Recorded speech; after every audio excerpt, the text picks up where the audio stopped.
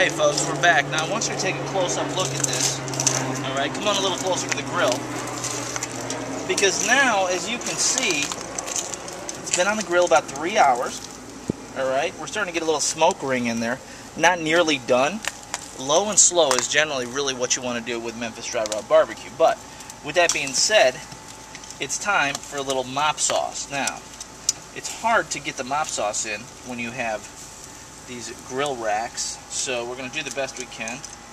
But what we do is we take our mop sauce, and this is a combination: apple cider vinegar, fresh Vidalia onions, crushed red pepper, a little bit of coarse sea salt, crushed, refined black pepper, a few other little spices. I can send you the recipe. And what we're going to do is we're going to generously mop this. What this does is the acidity of the mopping sauce allows us to seal in flavors and also continues to tenderize the meat.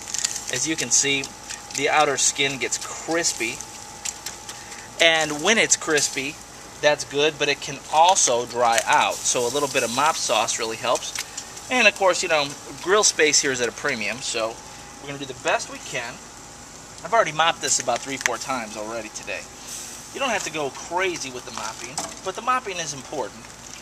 And, if you don't have a mop, these are available online, any grill store. But if you want to be a real grill master, you got to get the tools. Take a look at this. You got to have your tools ready, whether it rains, whether it doesn't rain. You've got to be ready for all angles, and that's what it's about. Now, we just got a confirmation. We've got some more clients coming over. Should be pretty good. We're hoping that Jim Reedy comes. And again, notice the technique as I mop here. Come on a little closer. Okay. And the nice thing here is if you get a little low, you can put a little more apple cider vinegar in and do this here. Now this is not the finish, this is just the mop basting. Okay, the vinegar basting. We'll finish it with the sauce. Probably won't do all of them with the sauce, but we'll do some of them because some people who live in Memphis actually like their ribs wet. I wouldn't know why they would want that because this is the home of dry rub barbecue. And many people state that the home of barbecue is not Memphis. That's actually not true.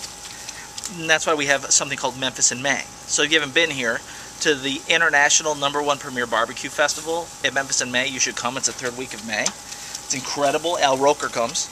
So you need to make sure you do that. But here's what we're doing. We're going to finish up the mop basting. Alright.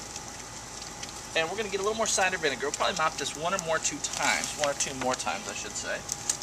Again, take your tongs. We're going to go ahead and just reinsert this back in the grill rack. And these slabs of ribs are getting moist and tender. And when I finish these, people are going to go nuts for them. But right now, we had a little rain. However, it's clearing up. The dust is finally settling down. The sun's shining on the pieces that are scattered all around. It's a little train for you. Those of you that are music fans, you know what I'm talking about. So we're going to put these ribs back. Now there's one thing we're going to do before we go. Shannon's got a very special recipe for a Caesar salad with some grilled corn salsa. She's asked me to put some corn on the grill. Now there's 2 ways you can do it. One thing, the way Shannon's recipe calls for that we're going to do today, is that you actually butter the corn kernels and then you wrap it in the husk and you let it just grill. So we're going to do it that way. Now the Steve Raiklen way would be to take it this way, to expose it naked to get the grilled feeling. Alright, but instead we're not going to do that. What we're going to do is we're going to do it the way that Shannon's recipe calls for. So we'll wrap it in the husk. Why don't you try one of each? Put it like that.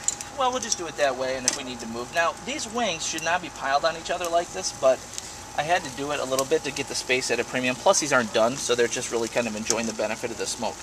The key to smoke is hardwood soaked wood chips. Now, Shannon, step away there, baby, because that's getting a little hot. You're going to have to fire up charcoal 5 to 7, maybe even 8 times. This is our 4th batch right here, because as it cools, you lose the effect of the heat. So, and of course keeping the grill cover off doesn't help the convection effect. So we're going to put the wings back. Wings are raw, ribs are starting to look good.